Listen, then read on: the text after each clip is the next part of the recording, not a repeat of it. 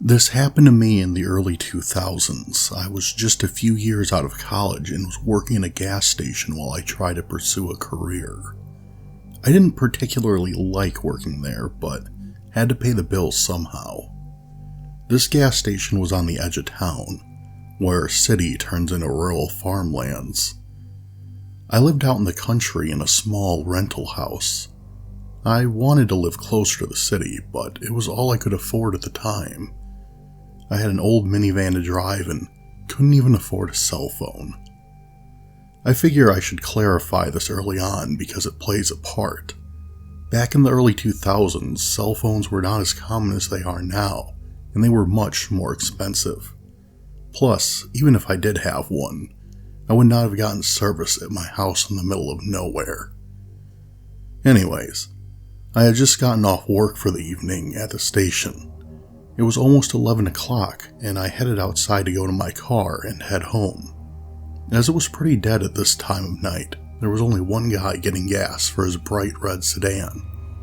But that made it awkward as I could feel his eyes follow me all the way to my car. I dug my keys out of my purse and unlocked the van and got in. Before my door completely closed, I heard the man at the pump say, "Excuse me, miss." I shut my door and didn't acknowledge him, pretending I didn't hear him. I started up the car and pulled out of the lot.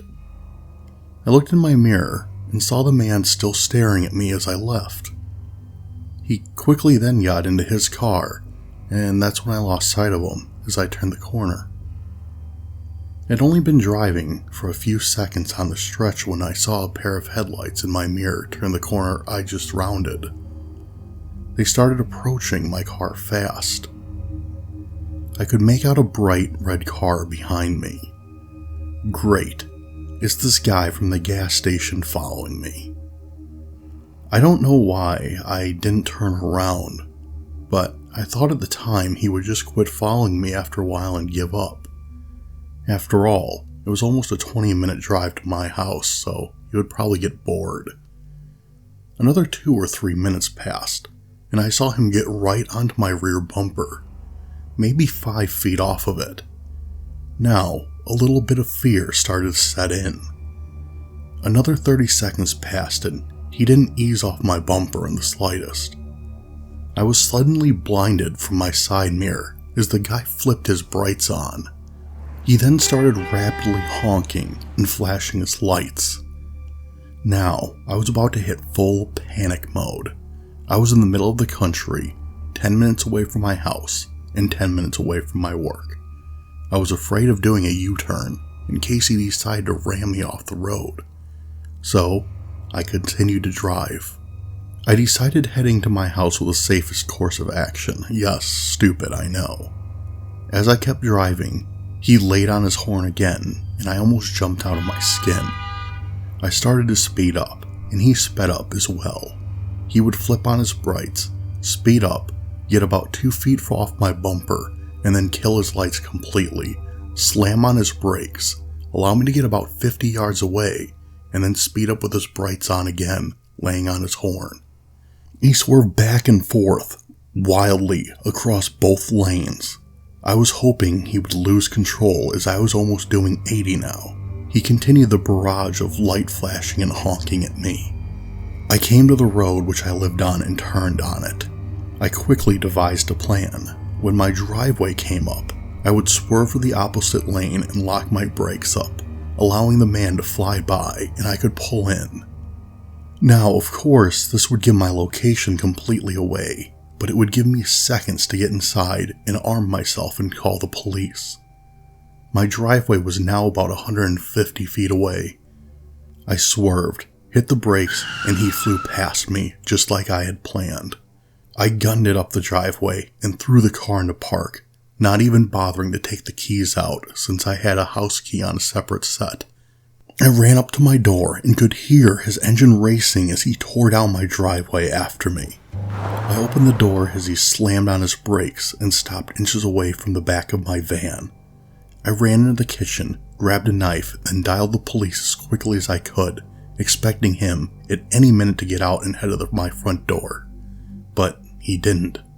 I told the operator what was going on, and he told me to remain inside, and they had a unit on the way. I watched the man. He remained in his car, every few seconds putting his high beams on, revving his engine, and laying on his horn. It felt like eternity, but within 10 minutes a cruiser showed up. As they pulled up to the driveway, the man stepped out of his car. He put his hands up, waved his arms, and started yelling something to the police that I couldn't really make out from inside the house. They ran up to him, and he began pointing at my car. Then they went past him, which confused me. I felt like he was trying to get away, so now, feeling confident with the police here, I went outside. I yelled, "No, it's him," and pointed at the man from the van. The police just ignored me. They now had guns drawn and were pointing at the back of my van. One officer approached it carefully, while the other trained his gun on the rear hatch. The officer opened it, and then joined his colleague with pointing guns. I couldn't see what was going on, but they started yelling to someone to show their hands and come out.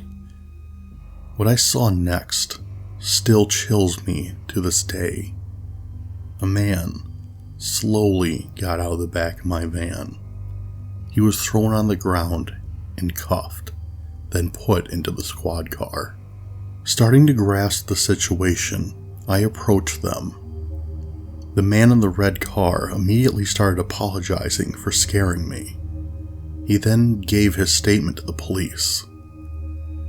Apparently, right before I got out of work, he saw a man carrying a backpack by the employees' cars, checking each handle to try and find one that was unlocked.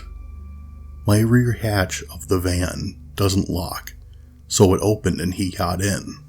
I came out shortly after and went in, and that's when the guy with the red car realized I was unaware that there was someone in my car, and he tried to get my attention. That's why he started following me. I guess as he was following me, he saw the guy in the back of my car start to stand up to crawl over the seat. That's when he would flash his lights, because it would make him get back down. Eventually, he said, he just tried to drive as erratically as possible to get the attention off of me and onto him. It worked. I apologized profusely to him and thanked him more than I have ever thanked anyone in my life.